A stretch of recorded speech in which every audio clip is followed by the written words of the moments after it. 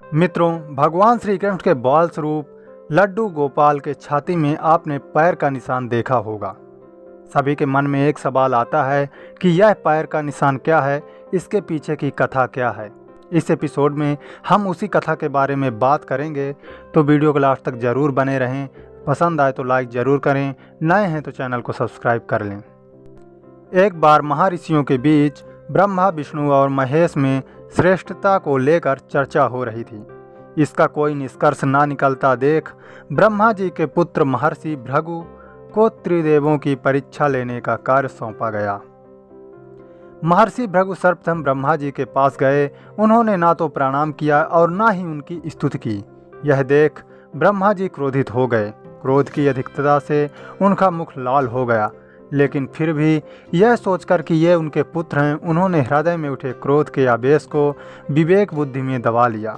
इसके बाद महर्षि भृगु कैलाश गए। देवाधिदेव भगवान महादेव ने देखा कि भृगु आ रहे हैं, तो वे प्रसन्न होकर अपने आसन से उठे और उनका आलिंगन करने के लिए भुजाएं फैला दीं। किंतु उनकी परीक्षा लेने के लिए भृगु मुनि उनका आलिंगन अस्वीकार करते हुए बोले, महादेव, आप सदा वेदों और धर्म की मर्यादा का उल्लंघन करते हैं। दुष्टों और पापियों को जो आप वरदान देते हैं, उनसे सृष्टि पर भयंकर संकट आ जाता है। इसलिए मैं आपका आलिंगन कदापि नहीं करूँगा। उनकी बात सुनकर भगवान शिव क्रोध से तिलमिला उठे। उन्होंने जैसे ही त्रिशूल उठाकर उन्हें मारना चाहा, वैसे ही भगवती सती ने बहुत अनुनय विनय कर किसी प्रकार से उनका क्रोध शांत किया। शिव और ब्रह्मा जी की परीक्षा लेने के बाद भृगु ऋषि बैकुंठ लोक गए। उस समय भगवान श्री विष्णु देवी लक्ष्मी जी की गोद में सिर रखकर लेटे हुए थे। भृगु जी ने जाते ही उनके वक्ष पर एक तेज लात मारी। भक्त वत्सल भगवान विष्णु शीघ्र ही अपने आसन से उठे और उन्होंने प्रणाम किया।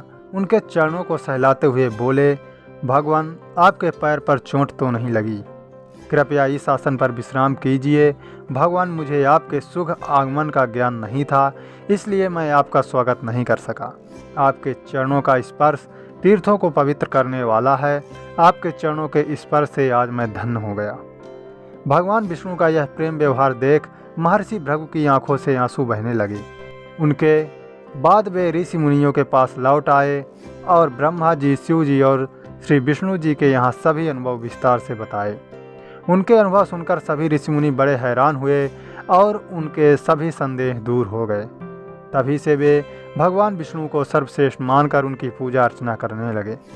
भृगु ऋषि के द्वारा मारी गई लात से उनके चरण चिन्ह भगवान विष्णु के स्वरूप उनके विग्रहों की छाती पर मौजूद हैं। ऐसा कहा जाता है, भगवान विष्णु के पूर्व अवतार लड्डू गोपाल की छाती पर भृगु के चरण चिन्ह छपे हैं। मित्रों, उम्मीद है आपको यह समझ में आ गया होगा कि लड्डू गोपाल जी के छाती में जो पैर चिन्ह हैं वो क्यों हैं।